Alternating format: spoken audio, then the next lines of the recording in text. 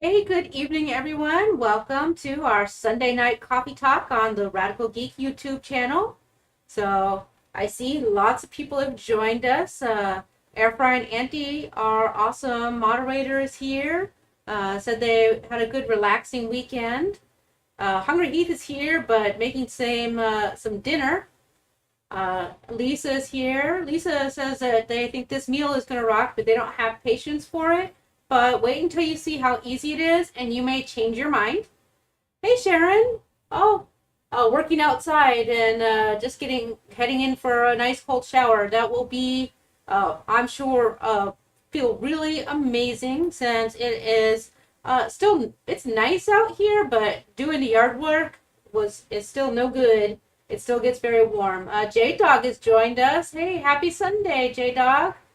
And lots of hellos back and forth. Strong is here. Happy Sunday to you as well. Let's see. Raikwen is here. Says hello to everybody. And just Jason Keto. Hey there. Good to see you joining us. Uh, Attila is ear hustling because he's mowing the yard. Uh, so Strong and Rhonda. Oh, working in ear hustling. Lots of ear hustling tonight, but that's awesome. I'm just glad that you get to be here. We adore Rhonda. The warden is here. Is Heath making dinner for you as well?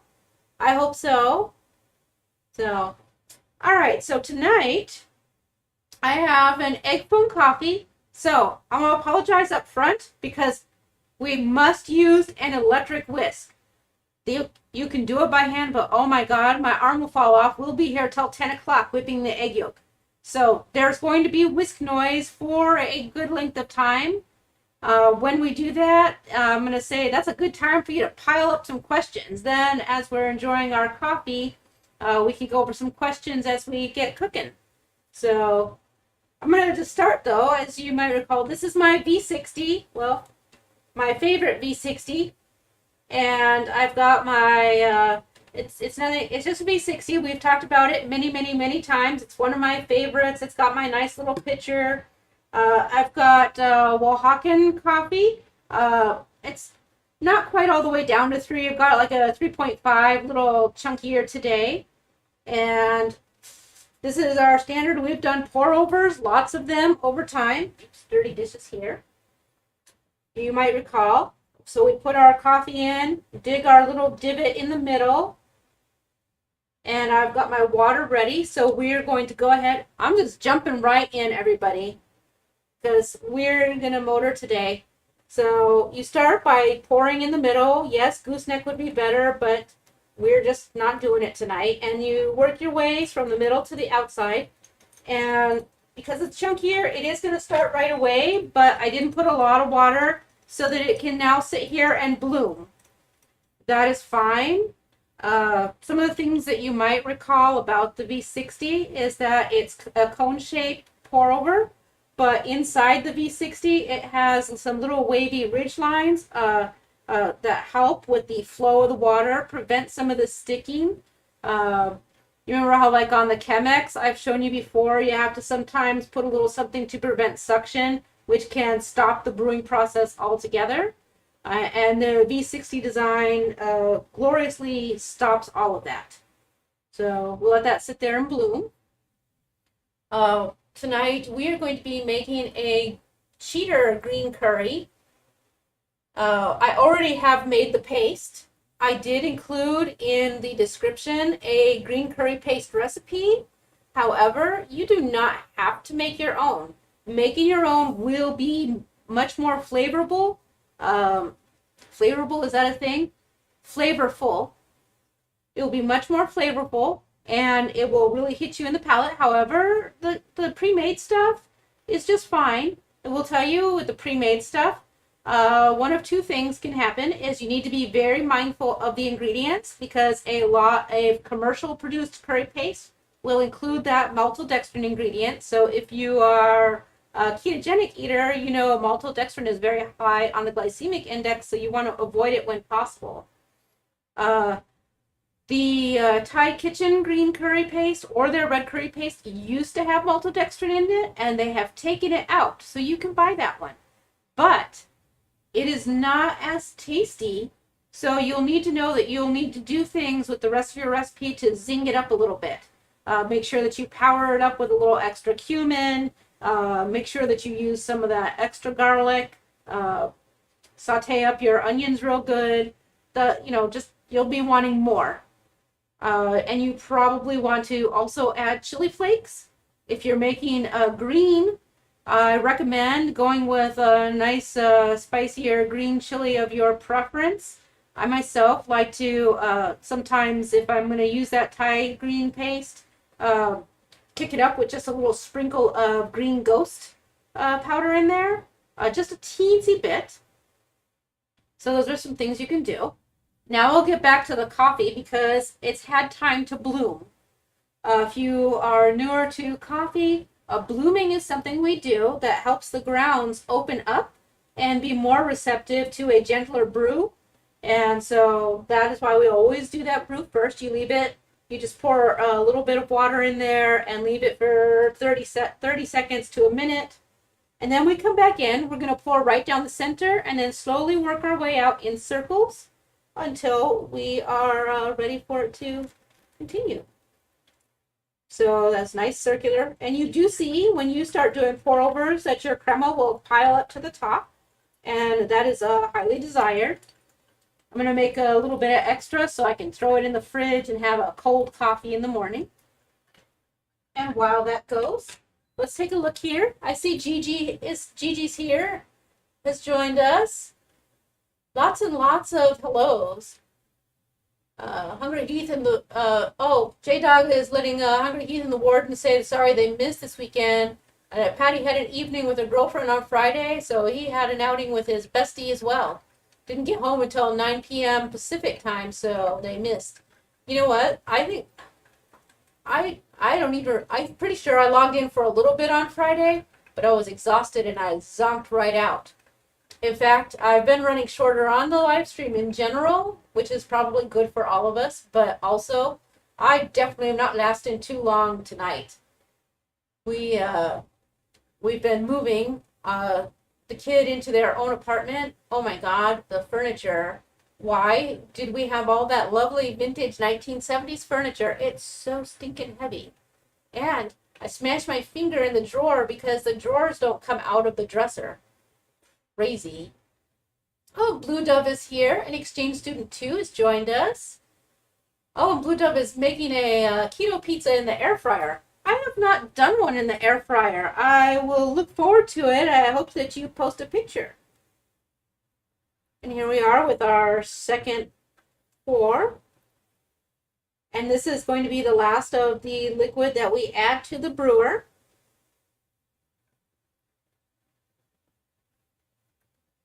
I'm going to come up with a new topic for next week. I was going to do tea, but I ran out of the orange tea ball that I wanted to share with you guys. So I'm going to hold off and put something else out instead. Let's see. Oh, hey, Rob. Good to see you. And let's see. So if you don't know, tonight I posted that we're going to make an egg foam coffee. This is similar to a Vietnamese egg coffee.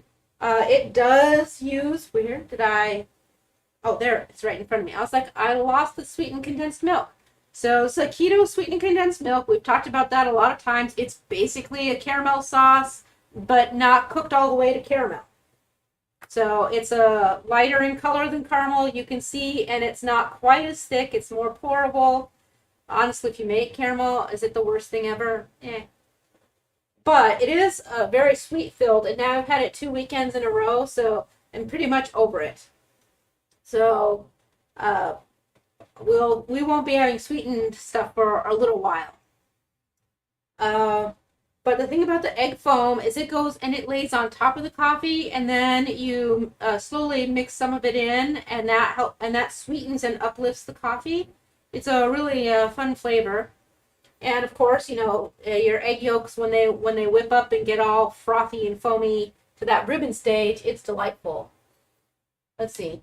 More hellos to everybody. And and Reichman says they had a ribeye for supper and then made fat candy from the fat off the steak. When I have ribeyes, I think I've said this elsewhere before, talking about that. I love the little fatty bit on the end, so I saved that for last. So I have like what I consider the best bite. Let's see. Oh, and exchange student 2 got a haircut this weekend. So much cut off. Oh, you got to do a wig donation. Wow, that's awesome. My hair is super shaggy right now. I've had to go to a headband because it's making me crazy.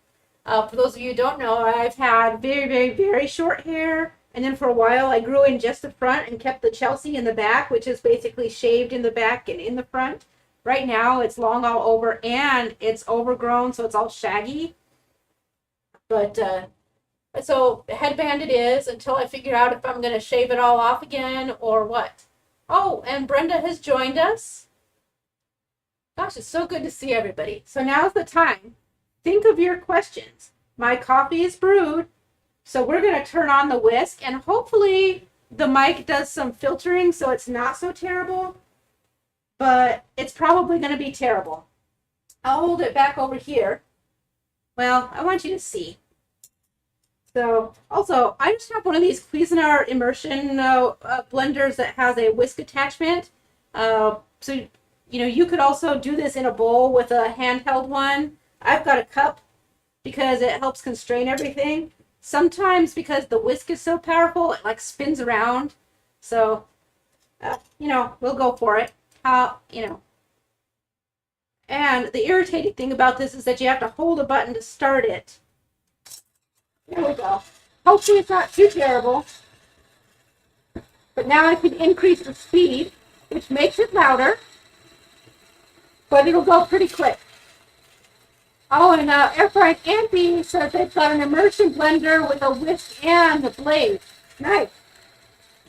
So, you can't really see it on the camera, but you see the yolks.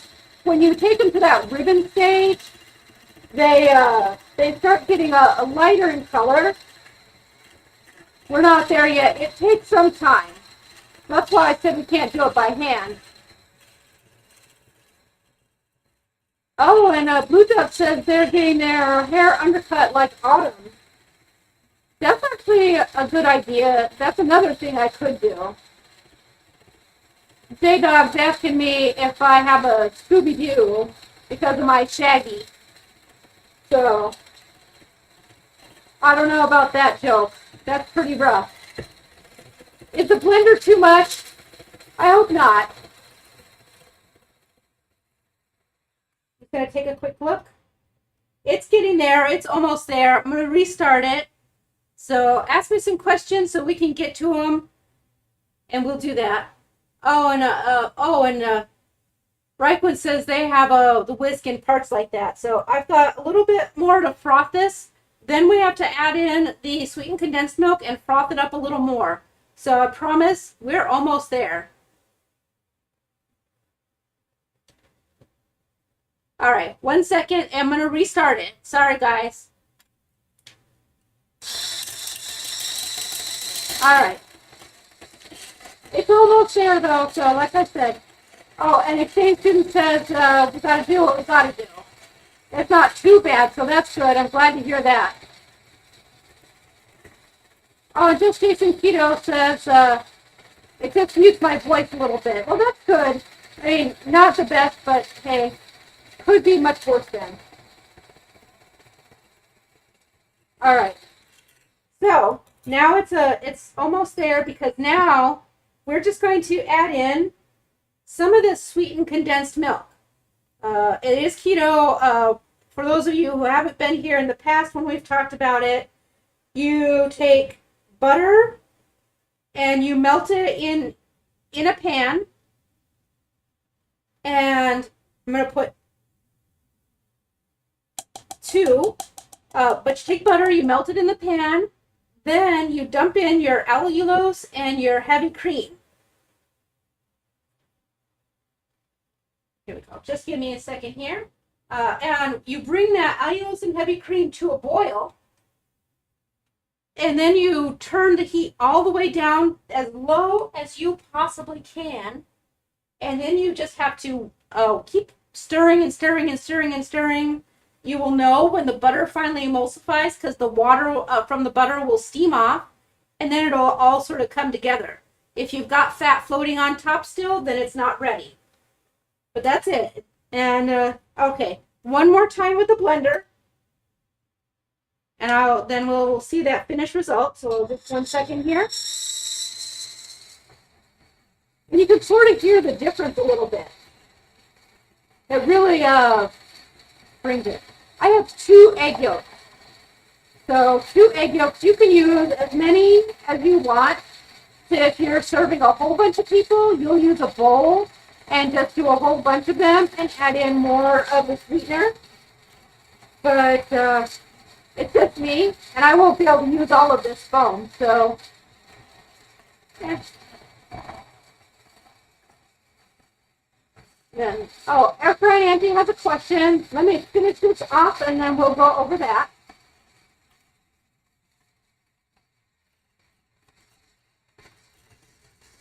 I swear it's almost done. Alrighty. Of course, I dripped on my mouse. Can't have that. We need that. All right. So, Air Fry Annie has asked, what makes it a Vietnamese coffee? Is it the type of coffee or the process? So in this case, it's not the type of coffee. In this case, it's actually the egg foam over the coffee. It's popular in Vietnamese coffee houses. It's one of their hot drinks that they make fairly frequently. They're rather well known for it, and it shares that same history from the sweetened condensed iced coffee that we made last time. So let me pour my coffee cup here. You can see it came out nice and rich, and it had a chance to rest while we were doing all the whipping. As you recall, when you're making coffee, you want to let it sit and rest for a bit, sort of like steak. And now we'll put this on top. And you'll get to see, I probably could have whipped it some more, but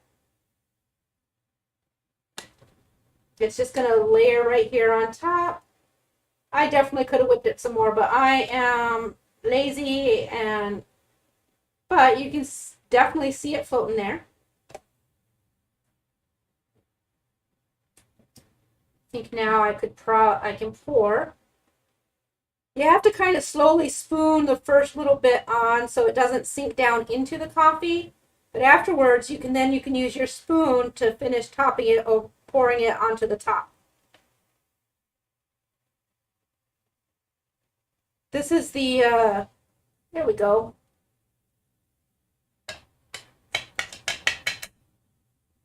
Now, I will also tell you it's important that you use pasteurized eggs. If you don't know how to pasteurize your farm fresh eggs, let me know in the comments after this video post, and we can talk about that process. I actually used store eggs for this because they were already pasteurized and I didn't want to do it myself. So here we go. You can see it. That nice fluffy foamy yellowy layer and my rich deep Oaxacan coffee. Nice. So, all right, let's see where we're here. I mentioned 2 yolks, and exchange student 2 wants to know what's the cheese next week. I can't tell you that. It has to be a surprise. But I think you'll like it. No, and let's see. Actually, I like it to be a surprise, but I'm gonna take that back. If it were one of the special cheeses that I have coming up, but no, Kroger has assured me that on Thursday they get their delivery and I can get our mascarpone. So that I will finally get the mascarpone, and with the mascarpone I will also make the keto chow cream pie filling. So, all right. So there you go. Our nice, lovely layers.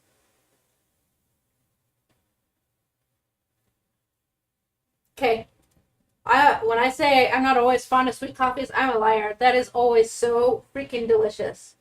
It is very good. Okay. Very tasty. Let me move it out of the way temporarily, though. And as you drink it, by the way, it'll start mixing together. Get my dirty twist off of here. Ugh, it gets stuck a little bit. Just getting stuff out of the way. All right, so let's see. Oh, yes, that's a good thing. Exchange Student 2 is reminding us that today is the last day for Keto Chow before the price increase. So, they're trying to decide if they should buy the lemon and raspberry cheesecake. If you love the lemon and raspberry cheesecake, I certainly would. But I actually have lemon and raspberry cheesecake, so I will not be. And Exchange Student 2 says they made the lemon waffle for lunch. Nice. So, and just Jason Keto says the coffee looks good. Nice, thank you. And Twong says, yay for the mascarpone. Yeah, it's been a while. I've been trying to get it. I don't know why it has not been in the stores. And a couple times we've gone to the store and they've been out of heavy cream again. I'm like, the dairy is getting hard to transport. And Hungry Heat says he's been wanting to do a mixed berry and mascarpone waffle in the Stuffler. So that sounds good. And Air Fried Andy says the mascarpone always sounded like it was the gangster of cheeses. Nice. Oh, hey, OP. Good to see you. Glad you could join us. And, and Exchange Student 2 says Kroger paid them to buy goat cheese.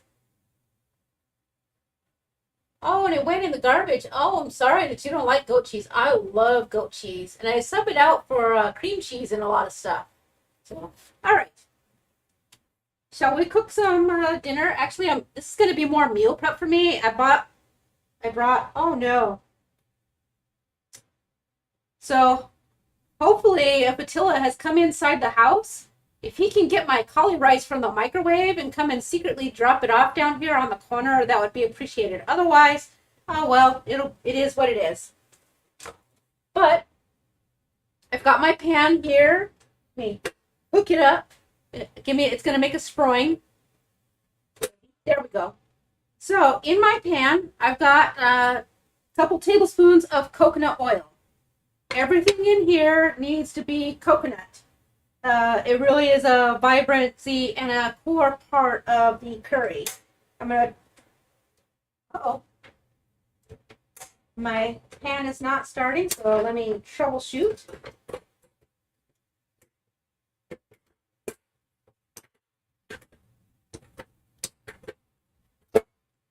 Not the time for it to be persnickety.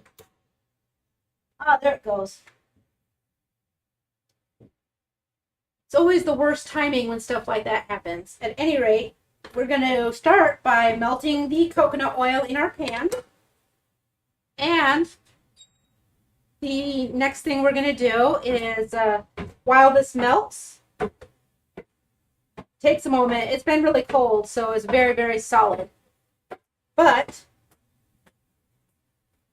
thank you. I knew when I was setting up I was forgetting something.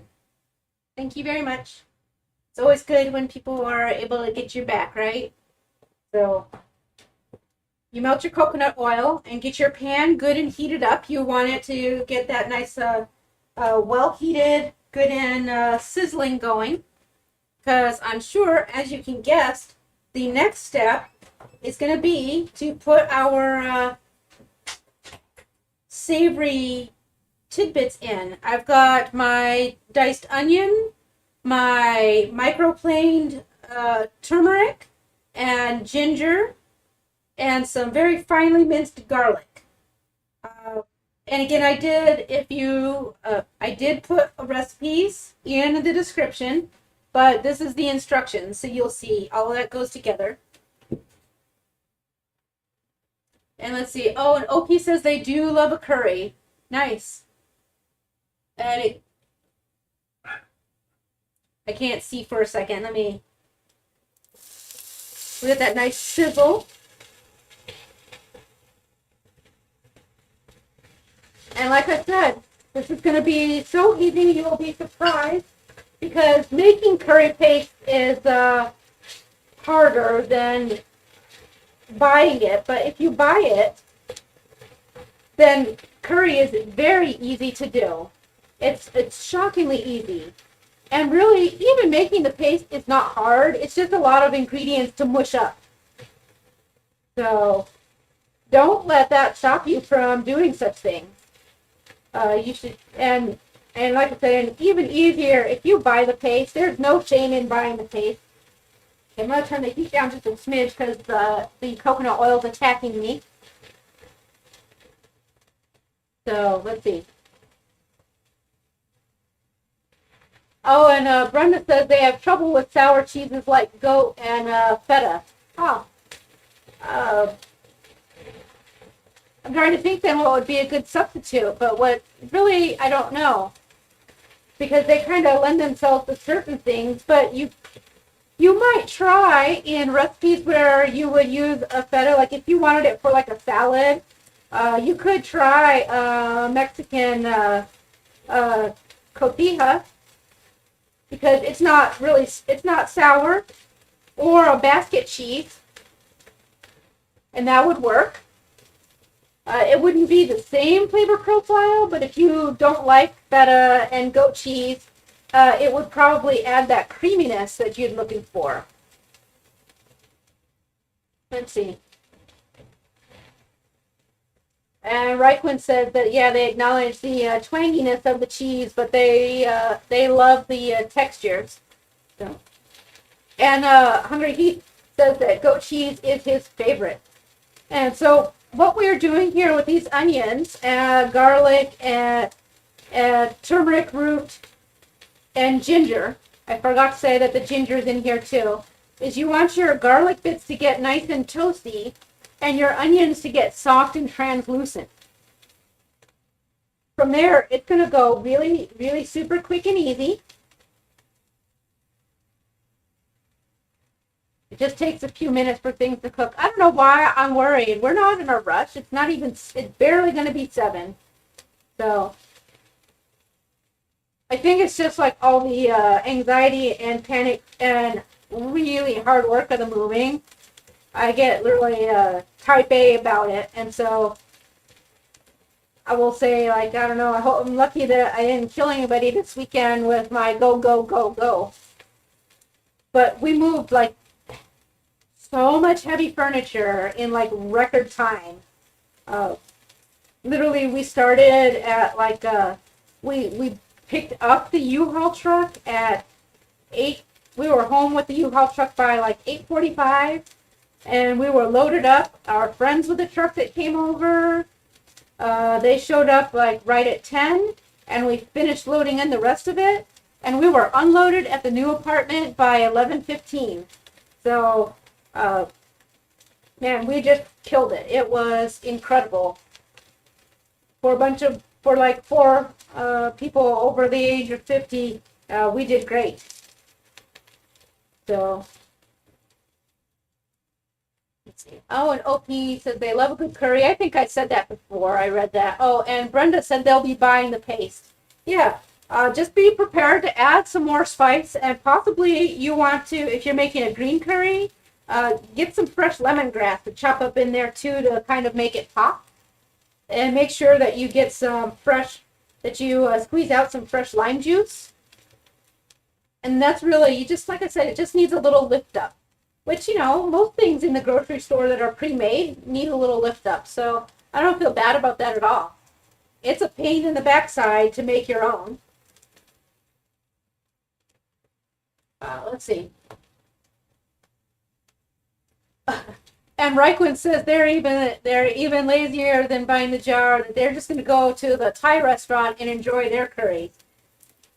That's also something valid, but like I said, you're going to see it's really one of those really simple things to do. And so my onions are there, and my garlic is like nice and browned. So I'm going to tell you, here's where I'm a big cheater McSpeeder here.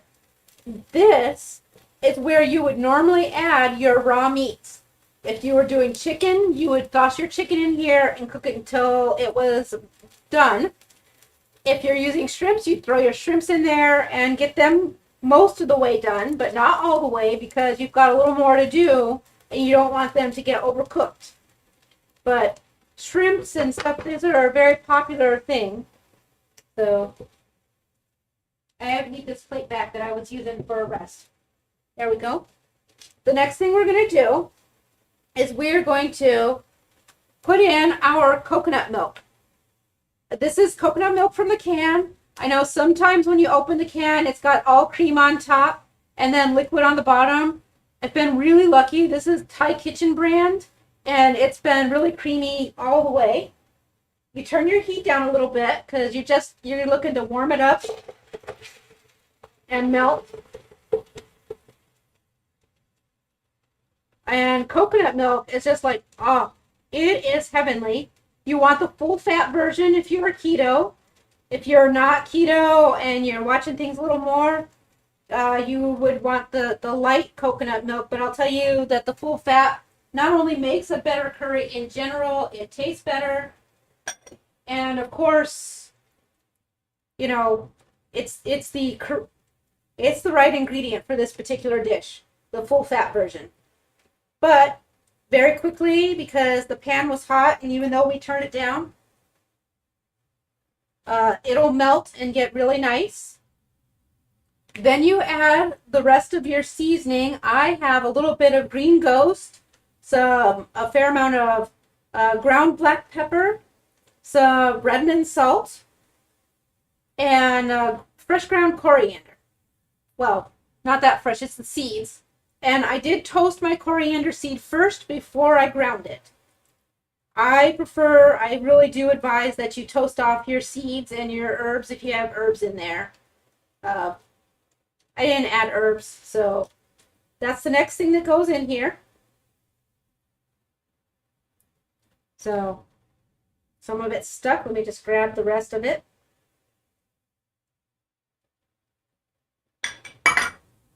So salt, pepper, and ground coriander and green ghost flakes. I love green ghost flakes, so that's why it's in there. So now, here is where we are. My curry paste. Now, curry paste, you should know, you're going to do this to taste. Green curry paste, it'll vary for you. If you are really looking for strong flavors, you're going to use a whole bunch more. And I put in the recipe, it's like you can choose 2 to 10 tablespoons. You probably don't want 10 tablespoons. But I'm going to start with 3. You can easily mix in more, but I might make another curry later. Use my rounded spatula. I wish that you could share smells through because, man, it's spectacular. And it's now, and I also have some information about curry, this green curry in general, but I wanted to just get through making it first. So let's see. Oh, and Exchange Student 2 says no one has given us peppers, so we don't grow them. So after living here for 30 plus years, they just learned that the neighbor has a peach tree. Oh, well, you know, peaches aren't all that great for keto, but at least, you know, every so often, if you had like a partial peach or you really made it your carb indulgence, you know, I would totally not be sad about that. Now, you want to let this melt down and get saucy. You don't want it to be super runny. Some steam will come up and you want to be able to run your spatula through and see the bottom of the pan for just a second. I almost touched the hot part of my pan. I don't know if I can tilt it and show you. No, I can't quite tilt it enough without spilling. There you go, across the top. You see how that stays? That's the thickness you're looking for. And it only takes a second because the coconut milk is super thick already. So here we are. The next thing I'm going to add in is my zucchini and yellow squash, because you want to get that cooking. Now, here's the thing. it will let off some liquid, and that's okay. We don't mind that one bit. But, sorry, I'm going to clank my dishes a second. There we go. You want it to cook, but you want it to be firm, not raw, but you don't want it to be all soggy and watery, which is why you put it in so late. Also, you want to make sure that you blend in your curry paste beforehand. Got to bring the lid for my curry paste. Darn it. Well, that's all right. Onto the tray it goes. So we're going to just let that cook just a few minutes so that they can start softening. It won't take, it takes a little bit, but not that long. But we can also add our lime juice. And that's the other nice thing about the coconut milk is unlike a cream, it won't curdle. I have a recipe for a chicken supreme that uses lemon juice in the cream, and there's something about the chicken broth and the cream cooking together that prevents it from curdling, but it's a very easy thing to have happen. And coconut milk can take the lime juice without curdle because it's not dairy. So it just gets in there and gives it that lovely lime flavor. Now I will tell you, normally you would not use regular lime juice. You would use the juice from the finger limes. And you could even crunch up the whole finger lime right in there because the peel and everything is edible. But they're hard to get here. And so regular lime juice it is. Put that down.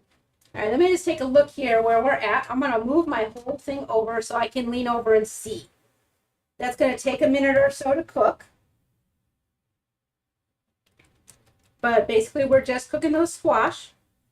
And when I said I was a big cheater and that I didn't add my meat at the very beginning, that is because I am using leftovers.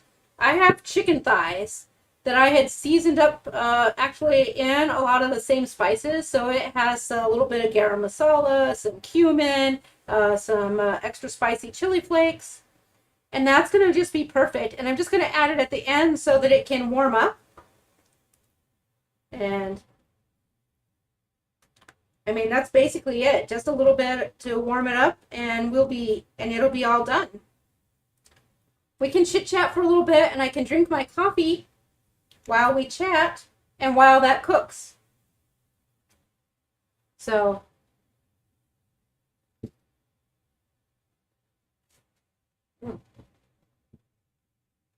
really good. The egg really helps cut the sweetened condensed milk. It's still very sweet, but like last week with the sweetened Vietnamese iced coffee, it was hard to get through the whole thing because it was too sweet.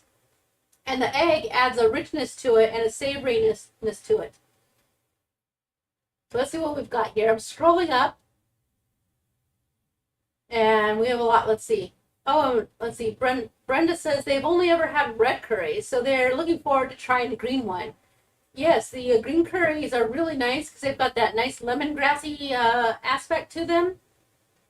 Let's see. Oh, and let's see. Exchange Student 2 says today they made for their mom and dad the America's Test Kitchen Best Ever Peanut Butter Cookies. Oh, you'll have to let me know how those came out. I'm interested. Oh, Just Jason Keto, thank you so much. A reminder to pop out there and hit the like button because that helps our lives. Let's see, and Hungry He says that he had a cotija type cheese crumbles in the ancho chili pork belly yesterday at lunch. Nice, that ought to go well. You can see that I missed a bunch of comments, so I'm glad that I'm able to take some time now while this cooks to go back. Exchange Student 2, this explains where all the garden was coming in. It's asking how everyone's garden is doing. That their tomatoes have just started, zucchini and cucumber are in full swing. In Illinois, the black raspberries look like they'll be plentiful soon. Red raspberries done around July 4th. Huh. That's interesting. I didn't know that about the timing of the red raspberries. I thought they had a later season, but what do I know? I'm waiting anxiously because I have a friend with a mulberry tree in their yard and they told me that I would be able to come there and get some of the mulberries. So I am super stoked about that. Uh, I love berries, and mulberries in a reasonable amounts, which is sometimes harder to follow than one would expect, are perfectly nicely low carb and keto friendly if you indulge in your carbs from seasonal fruits and vegetables. If you're carnivore, then no, don't have no mulberries. They're not for you. I'll take your share. Sorry. Let's see. Black raspberries. Oh, and Air Fried Auntie says they get overwhelmed by the sharpness of Parmesan cheese. They started using the cotija crumbled cheese in its place for things. Oh, man, I love the pungency of Parmesan. I think I just really like all cheese. In fact, I think that there are a few cheeses that I don't like, but they're not super, there are not very many of them. And I'm just letting my squashes simmer a little bit in the curry sauce. And just, it doesn't have to be squash. That's my preference. You can put whatever vegetables you want in there. Curry is not a fixed sort of recipe. It is very flexible. I don't think that cauliflower, cauliflower does taste good, but I'm using a cauli rice underneath it. So I wouldn't want to put more cauliflower in there. And I think broccoli might taste weird. Let's see. Oh, and Just Jason Keto says the tomatoes are out of control and the peppers are doing good. My jalapeno patch is doing fantastic. The rest of my peppers are kind of not. And Blue Dove says their pizza was very tasty and they did remember to snap a pic. Nice. We look forward to seeing it later. And Hungry He says using his own affiliate code to order Keto Chow feels like money laundering. Hey, you may as well. It gives you your credit for it, so why not? Let's see. And I've seen that one before. And Blue Dove says they don't garden, but they do have some dewberry bushes and pecan trees. Oh, nice. Oh, but nothing's been producing in recent years. That can happen sometimes. I don't know if they'll start producing again. I'd have to look up the pecan trees. I can't remember what happens that makes that occur. So. And Brenda says they have lots of cucumbers and yellow squash, but no ripe tomatoes so far. Do you have green tomatoes, though? You could make fried green tomatoes. And Brenda says the Thai Kitchen brand of the coconut milk does tend to be all cream, and they love it. They get the case at Costco. That's where I bought mine. Interesting. And Hungry He says he bet some angry Texas 5-spice would be nice in this as well. You know what? I bet it would. I don't want to scald it. I've been neglecting it while I'm leaning over reading comments. Give my squashes a poke. So my squashes are firm, but I can stick a fork in them. So now I'm going to go ahead and add in my chicken. And hopefully not splash and burn myself, because that would be a perfectly normal thing to do. Now we just let the chicken warm up a little bit. For heaven's sakes, I've actually run out of space here. Here we go. So, and by the time I'm done with this, like I said, now I have more stuff than sauce, even though there is tons of plenty of sauce. Oh, it smells so good. All right, so let's give that a moment here for that to finish warming up. Over here, I've got a little dish of cauli rice. Like I said, this is not my dinner today. Today, this is it kind of is my dinner, but it's very small because I had a bigger meal earlier because I made a pot roast. But I do want a little bit tonight, but the rest is really for meal prep. We'll be able to put this away and have this and pot roast over the next few days. So very happy about that.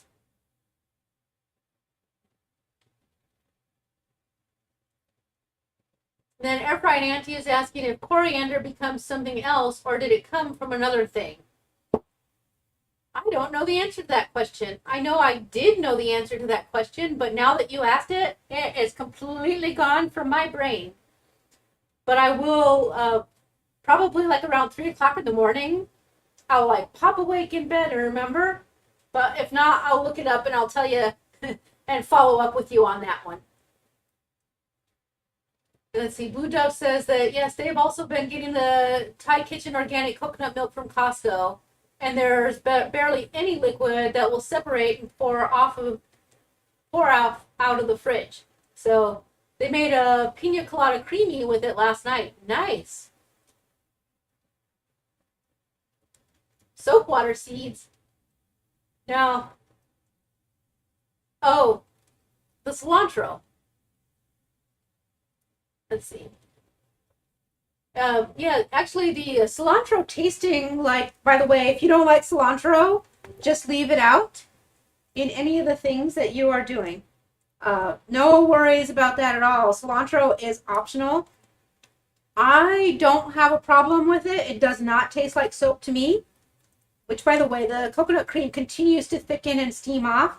And so any of the water from the squashes is not making it liquidy, and it is still, you still scrape your spatula through and the stripe between across the pan stays. So it does not get watery. I just wanted to make sure you knew that. And let's see, but the cilantro is optional. I would say you do want to sprinkle a fresh herb on at the end, and so try basil. That's my best suggestion. A nice basil for the top. You want something green. You could also maybe try parsley, but it needs to be really fresh because like dried parsley doesn't taste like anything, and fresh parsley off the plant is amazing. So, but I don't know if the coriander is the seed of the cilantro. It could be. That sounds plausible. Oh, and Air Fry and Auntie says they had a small white nectarine this weekend, over 2 days. Nice. I love the white nectarines. Whoa. I don't know what just happened here, but let's see. I'll see if I can find us. Oh, and Blue Dove is singing, you put the lime in the coconut. Let's see. And so now all of you can enjoy that song in your head for a while. And Brenda says she loves recipes that use leftovers. And Blue Dove says that it's actually a song about the importance of electrolytes. Yes, it is. It's too bad they don't come right out, and I don't think people really talk about that, but yes, it is.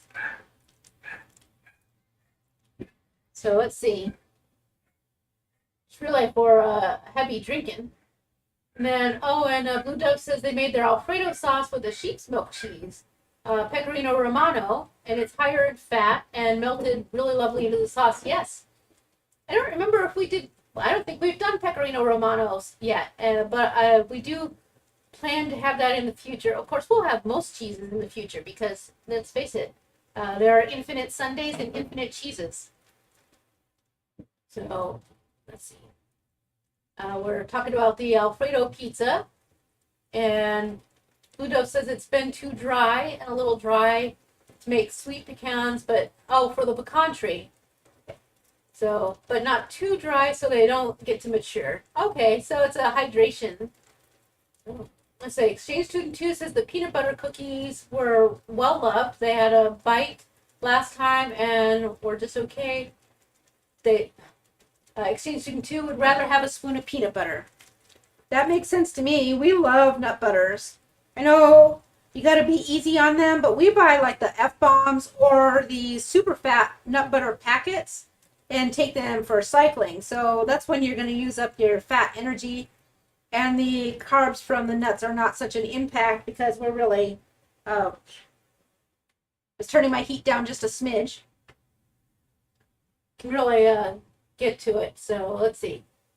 I'm going to go ahead and turn my heat off because everything is nicely done, and release my butane. And Air Fry Nanny says they say that the soap taste is a genetic thing regarding the cilantro. Yes, it is. I can't remember exactly the gene on it, but Hungry He says yes, that he used to laugh at his stepdad because he said he hated cilantro because it tasted like soap. But he was surprised and then learned that that's actually a thing. Yep. An exchange student 2 is asking if anyone knows a good cherry flavoring brand. I do not. Everything that I have tried that is a cherry flavoring tastes like cough syrup. So I have not found a good substitute for a cherry flavoring. I do have a skinny syrup that's cherry that tastes okay in seltzer water, but it's not that great. So I kind of honestly, it probably will eventually wind up over at my kids' house for them to use up. And Reichman confirms that yes, cilantro is the leaves and stems, and coriander is the dried seed of the cilantro plant. Okay, and Air Fry Andy says yes, they were thinking that it was. So now I don't have to worry about remembering, although it will still come to me at 3 o'clock in the night, in the middle of the night, going, "Oh, I did know that," or whatever. But I'll say also, if you make things very spicy, the other thing about the coconut milk is that, like other dairy, it helps mellow it out. So you'll have that, like you'll see, like when people eat spicy things on TV, like that hot ones and stuff, they often have milk so that when it's too spicy, you can calm it down just a smidge. All right, I'm going to stop fiddling with this, and I'm going to show you right now. I have my little dish with some cilantro lime rice, or Cauli rice. It's not real rice, it's Cauli rice. And it does not taste like rice, it tastes like cauliflower. So when people tell you rice cauliflower tastes just like rice, know that they are lying to you. It does not taste just like rice. It fills the same role that rice does in a lot of dishes. But it is definitely cauliflower.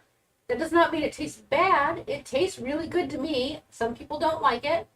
I happen to love it. So it's a great base for me.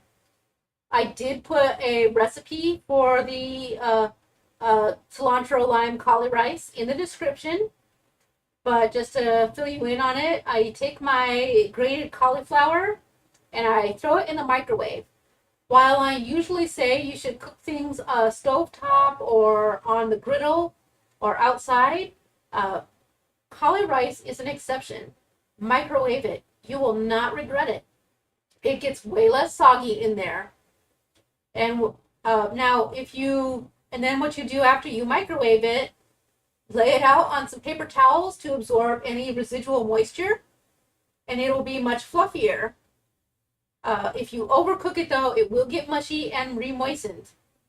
The other thing you can do, though, is once you do that, after it's cooled down on your paper towels, put it into your bowl and layer it with salt, lime juice, and some fresh cilantro. Then give it a light fluff, and you're good to go. You just heat it up by toasting it off in the pan. So that's all there is to it. And there we go. We take a nice spoonful of our curry, put it right on top. Let me get some extra sauce because I love the sauce.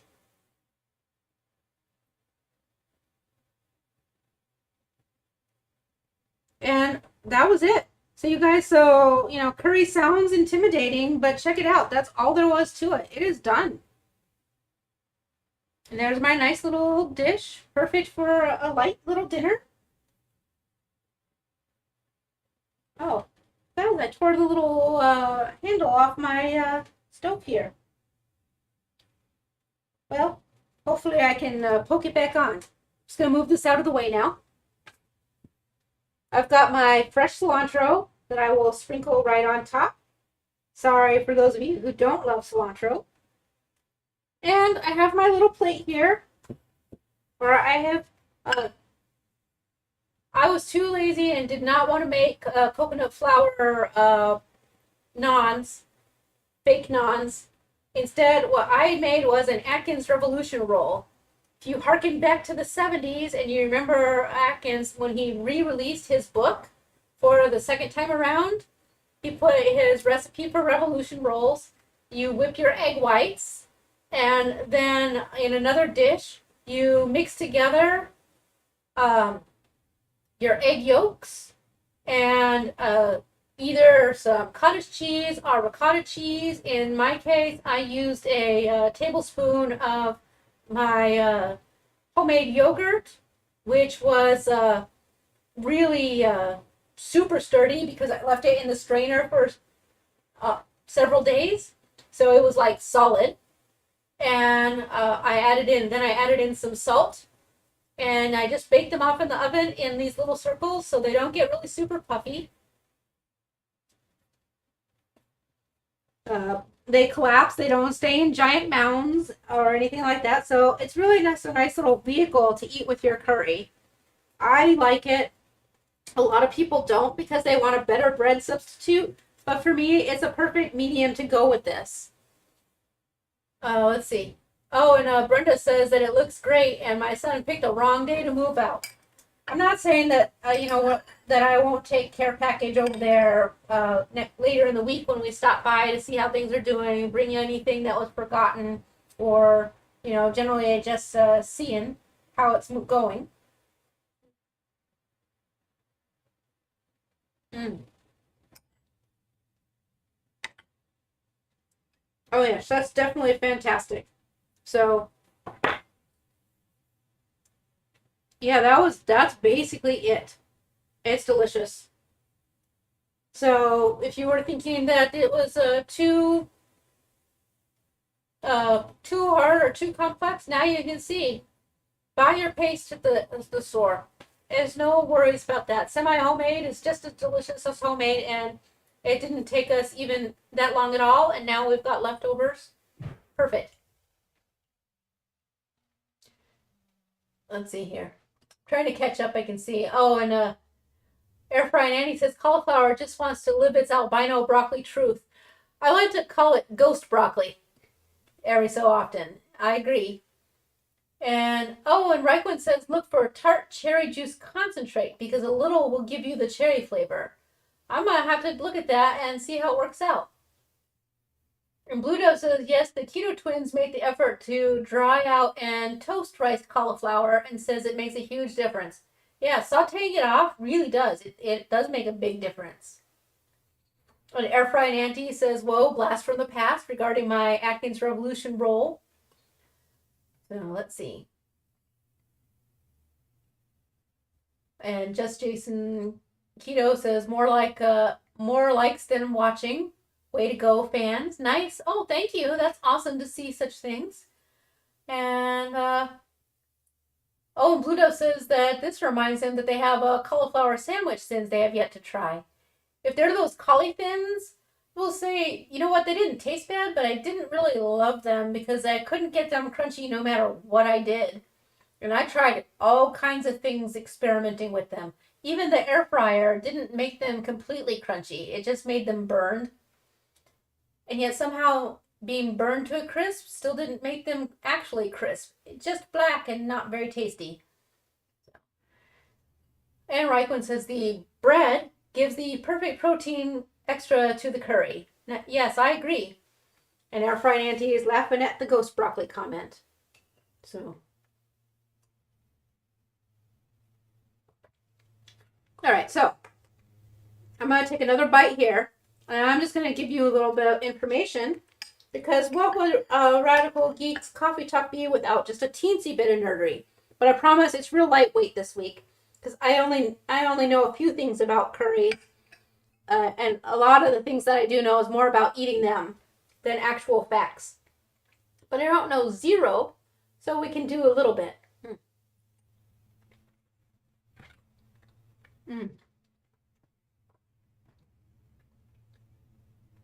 And then Blue Dove laughs and says they'll remember to keep their expectations low then.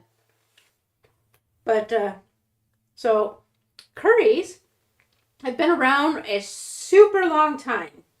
Like the first kind of evidence or documentation that's been discovered was like at 2500 BC.